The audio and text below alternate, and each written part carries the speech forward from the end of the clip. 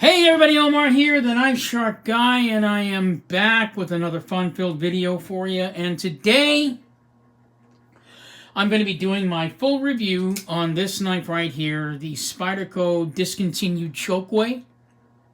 I mean, obviously, it's very difficult to get these knives now, but you can still get them on eBay, so I still think it's worth the review to do it. So I've actually been using this knife for about a week and a half.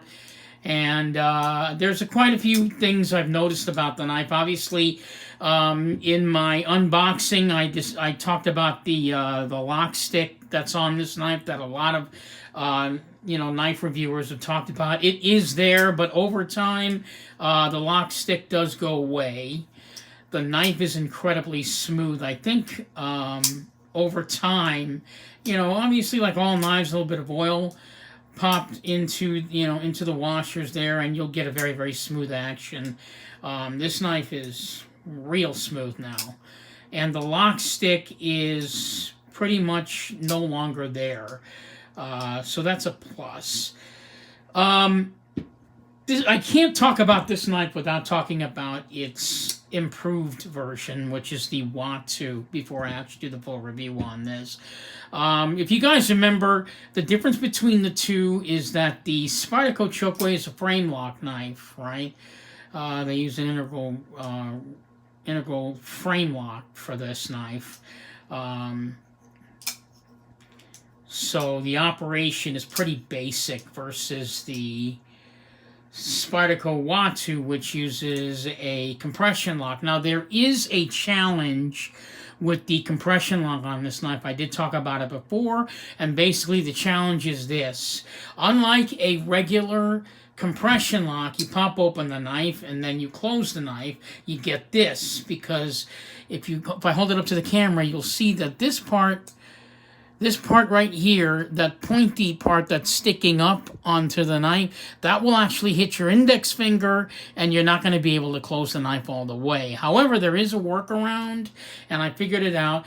After a while, you will get used to doing it. Number one, you don't have to apply a lot of pressure to close a compression lock, right? It's just very, very little. As soon as you start to close it, the blade should just go ahead and close rather easily. That little bug there I just killed. But yeah, so that was one of the things that was very challenging with the Watu compression lock. However, there is a workaround to it. Basically, you will hold the compression lock not all the way down to the end of the finger groove, but just a little bit up onto the edge, so you'll leave enough room for this part not to hit your finger. Because that's what's hitting your finger right now, is that thing when you close the blade. So I figured out the workaround to that is to just simply press the compression lock very lightly, and try not to do what I just did, but try not to even close it too hard. You just basically do that. And the more you do it, the easier it gets. You're even able to, it becomes second nature to you. You actually begin to remove your finger from the compression lock before the blade closes all the way closed.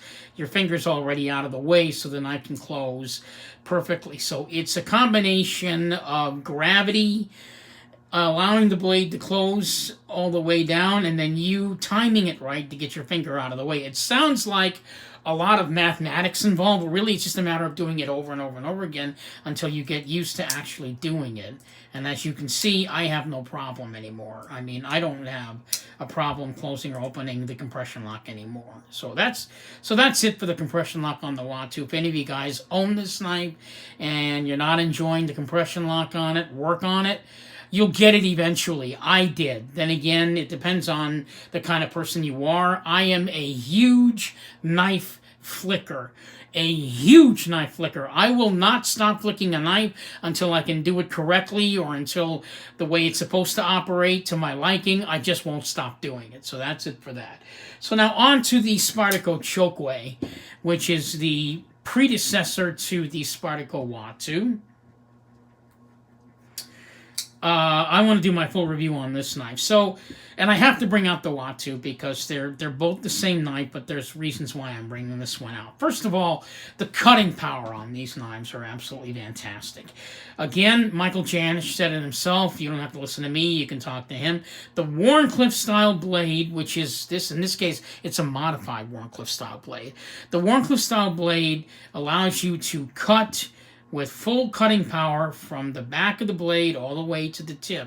Well, actually, in this case, all the way up until the edge, the straight edge ends, and then the clip point part begins.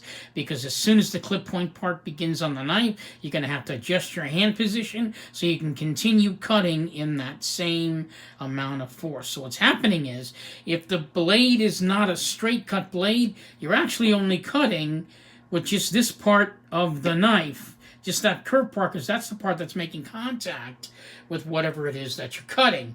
If it's a straight cut, obviously when you're cutting, it's going to go and lie flat, so you don't have to apply much pressure or continuing pressure to cut whatever it is you want to cut evenly and effectively. That's the idea behind a Wharncliffe style blade. So the reason I bring that up is because on this blade, the surface contact is a lot less. You only have about this much before you get to here, and then you got to maybe adjust your hand a little bit. Whereas with the Chokwe, you got so much more of a straighter edge. You get more cutting power to use when you're cutting up boxes and rope and so on and so forth. You don't have to adjust your hand in any way to get that same consistency in the cutting, which is a plus. So that's it for that. So obviously the cutting power on the Chokwe is fantastic. It does these amazing razor-like cuts. It cuts through rope like butter. It cuts through boxes like butter. And I didn't just cut one or two boxes. I cut quite a few heavy-duty television boxes I'm talking about, because I'm still spring cleaning. So and this blade is not really a super steel. It's S30V, which is a really good blade. I barely even cut with it all that. In other words, it barely lost any of its sharpness. It's still sharp. It's still incredibly sharp at this point. Because I did it all in like one day, all my cutting with this knife. But it was really fantastic. The closing and the opening of the knife works really, really well. The ergonomics for heavy duty cutting are great because you're able to grip onto the knife with your entire hand. There's not one part of your hand that's not getting full contact with the handle, so you can get a good grip on it when you're cutting things. I noticed that even when my hand was wet, I was able to hang on to it pretty well and cut pretty well with it, so that's definitely a plus. Like I said, the lock stick on the knife is completely gone now, so that's no longer an issue. And I also noticed that this is probably one of the few knives I've ever used where the more I flip it, the smoother it gets. I mean, this is getting to the point where it's almost as smooth as my Swiss Bowie. I can't close it, have it fall shut by closing it only because I'm afraid I'm going to hit my phone, but yeah, the knife is incredibly smooth. I really love that. I love the lightness of the knife. Some of these heavier knives, if I'm doing some heavy-duty cutting, I find my hand actually getting kind of tired of holding it because it's so heavy. But the idea of using G10 balances the knife well enough that you can use it for long periods of time without having to, get exhausted from just like cutting stuff. And I think I'm starting to realize that when you're using a knife, your grip will change throughout the use of the knife just because your hand gets tired of holding it in one position. So I notice that when I'm cutting, because this is a Wharncliffe style blade, the consistency of my cuts are always the same and always like just perfect. In other words, I never have to stop and move the blade somewhere else and then continue my cutting. I can just continue to keep cutting in the same area, and it doesn't, I don't have to worry about having my hand shift or move or anything like that. So the combination of the Wharncliffe style blade and the ergos of this knife fitting my hand is just absolutely perfect. S30V is a good steel. I do like it. I guess I'm speaking this way about it because if this were 10 years ago, S30V would have been like the god steel, right? Because M390 and CTS 204P and M390 and you know, those steels were, and CV20, those steels were, you know, I'm not saying they weren't attainable, but they were still at the point where not a lot of people knew about them just yet. So I think with the coming of the super steels, I don't know where the steels are going to go, but I mean, you know, S30V is still a really good steel. It does last a while, not as great as if it were CV20, but it's still a good enough steel. As far as, I guess, sharpening it, that I can't say. I'm not much of a sharpener guy.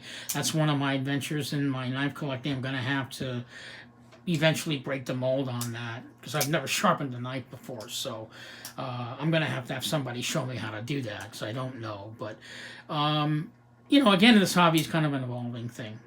So overall, the knife is perfectly well balanced. The Wharncliffe style blade really helps a lot. I love the fact that the knife gets smoother every time that I use it. It is the perfect lightness, the perfect weight for heavy duty use if you're going to be using it in that nature. Probably one of the things I don't like is the pocket clip, and I said this on the unboxing. The pocket clip kind of annoys me. I don't really think it's that great of a looking pocket clip, but it also ruins the aesthetics of the knife. I mean, you're supposed to be able to, when you take the blade out, right, should be able to like marvel at the way the holes, you know, look on the knife, and with that pocket clip blocking it, you know, you don't really get much out of it aesthetically. So that's kind of a shame. No problem accessing the Spidey hole on this one. On some of the Spyderco knives, you know, the handle sometimes covers up too much of the blade. Like, it would probably cover up like right about here, where your finger wouldn't be able to get access to that Spidey hole. But in this knife, the ergonomics are perfectly well done. The entire hole is exposed, so you can flick it open with your thumb. You can do the middle finger flick if you're into that. One of the fun things I like to do is I like to flip the knife backwards. I can do that also. You know, and that's also kind of handy if you're going to be using it, I guess, in self-defense mode, because you don't have to switch your hand over to do, you know, a stabbing motion if you needed to go do that. So the Spidey hole is absolutely perfect on this knife. It's also ambidextrous, which is great.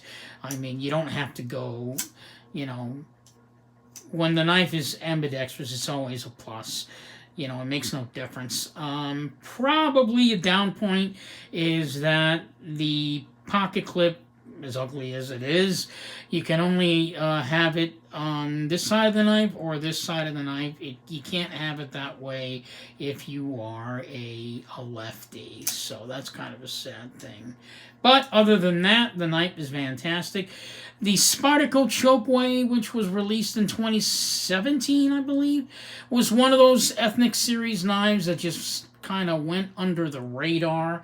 I seriously think if this knife were given more attention, this knife probably, as ridiculous as it sounds, this knife probably would have been a perfect alternative to a paramilitary too. So that's my opinion on the Spyderco Chokwe. That's my full review as far as using the knife on a regular basis. I just think it's just a great piece to own in my collection. I'm also happy to be at the point in my knife collecting where I'm actually using the knives and not just opening them and flipping them open and then closing them again, which is what I used to do, because I love to look at knives aesthetically and I love the action of knives. That's how my collecting actually started. But now we're actually using knives, so now I'm getting more educated by doing that rather than just sitting there doing this all day, which is a plus. So, this is Omar, the Knife Shark Guy, signing off, just giving my full review on the Chokwe. I'm going to be back in a few minutes with a brand new knife that I have gotten, that I just got recently. It's another Spyderco knife. It's another discontinued Spyderco knife. Again, this is a collector's channel, so I do apologize to all you knife fans out there if I'm not getting any knives that are, you know, fairly new or fairly, you know, up your alley, let's say. But, you know, let's keep in mind the Watu is not an old knife. This, I believe this is a 2020 release of the Ethnic series. So it's an updated version of this knife right here. So there are some knives that I'm going to be getting that you guys are going to be very familiar with. just like the knife that I have coming. I'm hoping it's going to come tomorrow. I'm kind of praying it's coming tomorrow. I don't want to say what that knife is, but I can't really wait to get that one. It's one of those well talked about knives that's made, and everybody kind of either talks about it and then they don't talk about it. So I really can't wait to get that one. So this is Omar the Knife Shark Guy giving you my full review on the Spyderco Chokwe. I'm going to sign off now and bring out the new Spyderco discontinued knife that I just got. This is Omar the Knife Shark Guy, hoping you found this video somewhat useful. For any of you guys that ever ran across the Chokwe, get this piece. It's really definitely worth it. It is part of the Ethnic series, and you can find these on eBay. You know, they're a little overpriced, but not much overpriced than they used to be when they were not discontinued. So thank you so much for watching. This is Omar the Knife Shark Guy signing off, and I will be back in a few minutes with another new discontinued Spyderco knife. Thank you so much for watching. You guys stay safe and have a great weekend.